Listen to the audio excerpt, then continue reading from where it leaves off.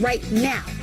Clippers, though, sitting at 3-5 games back. You know how quick that can change. Yeah, but Stephanie, people keep saying, look, the Clippers may have the most talent. The Clippers may have beaten the Lakers twice thus far. But at the end of the day, the Lakers are sitting there with a 4-game lead in the Western Conference. They are the best team. You are what your record say. And then I want to pump the brakes a little bit on Clippers. They have all this talent, but look at their defense lately. They've been getting torched defensively. They've been giving up a lot of points. And the Lakers, one thing about them, consistent. They've been a good defensive team this year consistently throughout the season. So you got to think about that. And again, it's not a foregone conclusion that the Clippers are going to play the Lakers in the Western Conference Finals because the Denver Nuggets, the Utah Jazz, some of these other teams are going to have some say-so in who plays in the Western Conference Finals. So I think we're going to have to sit back and let this all play out. And a lot for the Clippers is going to depend on if Paul George, Kawhi Leonard, and all those guys are healthy going into the playoffs. Do you subscribe to what the Clippers are doing? Stockpiling assets. Love it. Look, I think they have the most talent. I think they should be able to beat the Lakers in a 7-game series. But the problem is Paul George is out. Kawhi Leonard's, load management. Then you have other guys who have a history of injuries, Patrick Beverley and guys like that. So the reason Doc Rivers and those guys are stockpiling assets because they know with their injury history, guys possibly gonna miss some games in playoff time. So they have the weapons, they have the depth. The question is, can they stay healthy and can they play together enough, put enough games together, playing together to where they can get some continuity and learn each other to where they can be effective come playoffs. That's the key. Chemistry is a huge component, especially defensively. But who's gonna have the ball at the end of the game? Right now, Lou Williams the closer, Kawhi is the best player, Paul George is this guy. Now you just brought in Marquise Morris. Now you got this guy. It's a lot. And so people are going to have to accept certain roles, especially in crucial parts of games. Doc Rivers, if anybody can pull it off, he can do it. That's why they pay Doc the big bucks. Exactly. Also in the West, the Houston Rockets, they consider themselves a contender. Is the small ball... I'm not laughing at them. But you just did. Is the small ball going to work? Stephanie, I mean, what else they going to do? It's almost like they're just throwing things every year up against the wall to see if it sticks. Look, P.J. Tucker, 6'4.5". Look, tallest guy there, Robert Covington, at 6'7", and he's not a big, powerful guy. Look, it's going to be fun to watch. They're going to score some points. They're going to make some teams sweat, but at the end of the day, I don't think it's going to work because what do you do when you play these big teams and come playoff time when the game slows down? They're going to pound the rock inside. They're going to pound you on the glass, and you just can't rebound enough. And that means you're going to have to literally take 50 to 60 threes a game, and you're going to have to shoot 42, 43% throughout the game. And that's just going to be hard to do in a 7-game series when the other team is getting dunks, layups, and putbacks on offensive rebounds. Puts a lot of pressure on you to execute. A lot to make those shots. Ooh, okay, moving on. Can the Milwaukee Bucks, can they win 70 games? Yeah, but why? Why worry about that? Look, great question. I know they may not have done it, and I don't know the history of the Bucks. Have they won 70 games before? But to me, when you're 46-8 and you got the best team in the NBA, it's about making sure that you're rested, that you're healthy going into the playoffs. Look, you can win 70 games, but to me, unless you're going to try to go for 74 wins, it doesn't matter. You have to be a franchise record, but at the end of the day, you're playing for a championship. And last year, with all the success that you had, you didn't get to the finals and have a chance to compete for a championship. To me, winning 70 games, if they do it without causing themselves stress or putting anyone in harm's way as far as being fatigued or injured, do it. But to me, at the end of the day, it doesn't really matter. Giannis Antetokounmpo has come out and said they're not playing for the record. They're trying to win a championship. Yes. Do you like that from your star player? Absolutely. Ask the Golden State Warriors. No one talks about the year they won 73 games. Why? Because they didn't win the championship. Yep. Interesting. Okay. Biggest challenger in the East for these Milwaukee Bucks? Oh, the Toronto Raptors, without a doubt. I think Miami, with some of the additions that they made, they have outside chance. Philadelphia, with the moves they made, pulling Al Horford on the bench and revamping their lineup, they got outside chance. But I'm looking at this Toronto Raptors team.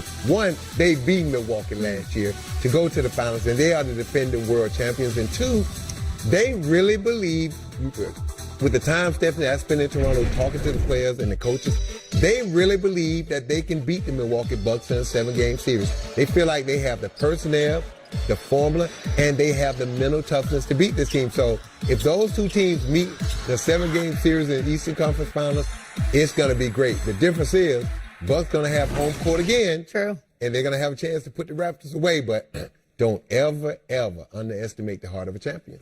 What about the Boston Celtics? Are they in the equation at all? Yeah, they're one of those teams with a puncher's chance, Stephanie. But I just think the Bucks are so big, so athletic, and they shoot the ball so well. I just think the way they've played thus far this season, they're clearly the best team in the East and basketball. And I don't see anyone beating them 4 games in the Eastern Conference in a 7-game series other than a team like Toronto. It's going to be good. This year's playoffs in the East, everyone said that the East was weak, but they are top heavy, and these playoffs are going to be a lot of fun. Well, with some of Can't the wait. additions that Miami made, and then you look at some of these other teams, you look at Philadelphia didn't make any really moves, but by bringing Al off the bench now, Changes. revamping that lineup, giving them a new breath of life, it's going to be interesting. The East is a lot better than what people thought. Totally agree. Cannot wait for the playoffs to start. We will continue here with more game time. We wanted you all to remember that on Monday, the Kobe Bryant Memorial Service will be at the Staples Center. We will have coverage right here on NBA TV starting at 12:30 p.m. Eastern, celebrating the life of both Kobe and Gianna Bryant. Join us here on Monday. Hey there, welcome to Game Time. I'm Stephanie Reddy here with the coach, Sam Mitchell. 0 games in the know, NBA it's tonight. weird, isn't it? It feels very strange. They're coming. Cannot wait. I know you guys can't wait either. Here we go. Another game, another night, 0 games, but news. This story continues to evolve. Don Beelen is out as the head coach of the Cleveland Cavaliers. JB Bickerstaff has been promoted. Here's a statement that Coach Beelen released. This is a quote.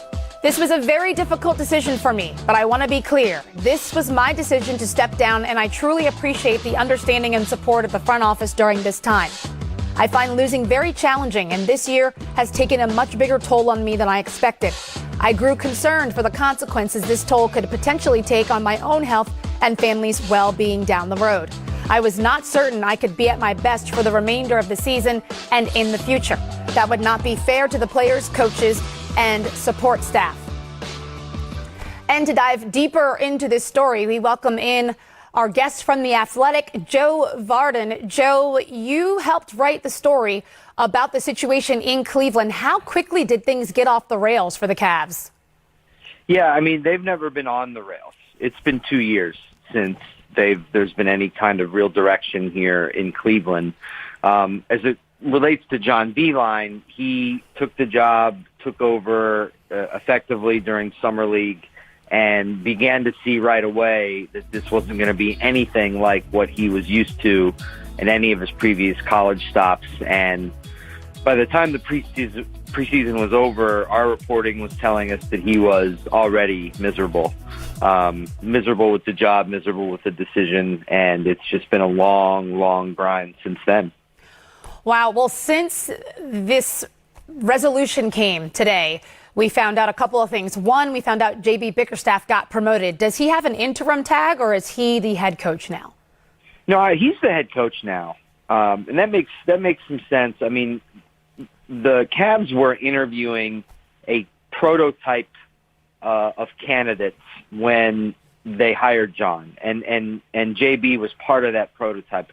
Younger, NBA lifer, player development, grinder, that sort of thing. And he actually has been a head coach in the NBA before, which is a plus. It's not that was not a prerequisite for this job, but yeah, it makes, he's got the respect of the locker room, the players like him, and his dad is a senior advisor to Cavs GM Kobe Altman. Yes, very good point. Bernie Bickerstaff, one of our favorites here at NBA TV. We also found out the second thing was that Coach Beilein was reassigned. I'm not sure if we know any further information on that. Have you heard anything? Yeah, they don't know either. I mean, listen, he's got $12 million left on his contract, and he's definitely not going to get all of that money. I think this has something to do with that, something to do with health insurance, somewhere along those lines. That's something that Dan privately has done for some other former Cavs employees. So John will be getting paid in some way, shape, or form here for a little bit. Maybe he's here through the draft process in the summer. But I think you're going to see him end up coaching in college. I really do. All right, Joe, we'll continue to watch how the situation continues to evolve in Cleveland. We appreciate you joining us here. Oh, thanks for having me. Okay, Coach. You know I'm coming right perplexed. to you. What did John expect? He did. If he watched any NBA games at all or followed the NBA at all, he knew Cleveland was in a rebuilding situation. They had drafted young players, Sexton and Garland, back-to-back years, 2-point guards. Yep. They had not figured out what they were going to do with Tristan Thompson and Kevin Love. So they were in a complete rebuild, and he had to have understood that when he took the job. So to say the losing is taking a toll, Coach, what did you expect? You thought you were going to come in and win 50 games? I think sometimes, Stephanie, coaches coming from college, they see the NBA, they see the talent, and they think my coaching can put us over the top. Right. It doesn't work like that in NBA. In college, coaching matters. Mm-hmm. In the pros, it matters in situations, but you got to have talent. Right. And the Cleveland Cavaliers just don't have enough talent now. They know it, but what I can understand is why John Beilein didn't know it. That is very interesting. I raised a brow a couple of times. Why would you take that job thinking you're going to win 55 games and be in the playoffs this year? Very you knew they were in a rebuild mode, and you knew at some point they got to make a decision with Tristan Thompson and Kevin Love. Right. Now, you and I both know J.B. Bickerstaff and Bernie Bickerstaff. You also have been in the position where you've had to take over the head coaching responsibilities midway through the season. What are the challenges that JB is going to face? It's not really a lot of challenges, Stephanie, because the players know him. He was the associate head coach, so he had a lot of interaction with the player. He had a lot to do with the game plan and practice plan and what they were doing. So it's going to be an easy transition. It would be tough to bring a guy in from the outside at this point to do it. But JB's been in the league. He understands the league. His dad was a lifer in the league. He understands how the flow and things should go in the NBA, practice time, film studies. So he's familiar, and having been there, it's going to be a smooth transition for JB. All right. We will watch and see how it goes. Of course, we wish JB Bickerstaff well. I know. It's amazing to me. Coach probably lost more games this year than he's probably lost in the last 8-9 years in college. Because you don't play for 32 games. Yeah. Goes quick when you have 82 of them on the docket. Quickly. All right, some more news around the NBA. We'll stick in the Eastern Conference. The Philadelphia 76ers, they made a couple of changes. One significant was bringing Al Horford off the bench, taking him out of his starting position, which is a unique situation for him when you look at the length of his career and what he's done as a starter. Let's listen into some sound from the 76ers organization, starting with Al. Any indication of whether you're going to continue to come off the bench or return to the starting believe so. How do you feel about that? It's what the team needs right now, and that's what we're doing. I think for the moment we're going to try to grow that rotation as you saw against the Clippers. With 27 games left, my mindset is to, take this next period of time, 7, 10, whatever games, and really get precise and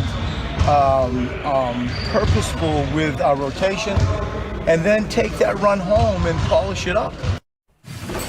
Coach says he wants to be purposeful with the rotation. So with Al Horford coming off the bench, what does that change? What does that bring to the lineup? Well, it's actually good because they had, a space problem. Al can shoot the three, but he's not a great three-point shooter. He can knock down some threes, and he's more effective at the 5 position than the 4 position, even though he wants to play that 4 position. So when you look at this team the way it's constructed, Al was more of a luxury. Look, you signed Al Horford to keep him from Boston and to keep him from going to Milwaukee. And then you look at his defense against a guy like Giannis and some of the Celtics players. So it was a good move to sign him. And now I think what Brett Brown is doing is the right thing. He's trying to balance out his team. It wasn't working with Joel and Al in the lineup together. Right. So now you're going to have Al coming in. He can come in at the 4. He can come in at the 5. They can play a lot of different combinations, a lot of different ways. And I think this is going to be the best opportunity for Philadelphia to try to get on the right track, especially start winning games on the road. They've been great at home. Their problem has been on the road, so they need to start getting comfortable playing this way, get this rotation down, streamline it, so come playoff time, they have their best chance to win in advance. It certainly does give Coach Brown a lot of wiggle room to do different things to the lineup, as you suggested. Moving over to the Western Conference, Steph Curry returned to practice for the Warriors. He suffered a fracture of the second metacarpal in his left hand back in October, if you recall. He is supposed to be reevaluated February 28th, and Coach Steve Kerr says when Curry is healthy, he will play. Remember, he's only played 3 games with this group, and we're so different from the last 5 years. So Steph needs to figure this group out and vice versa. He's perfectly healthy. He's in the prime of his career. If the point is because he might get hurt, then what's the point of ever playing anybody? Well said, Steve Kerr. Check out what's happening tomorrow. Sam Mitchell said it. The NBA returns.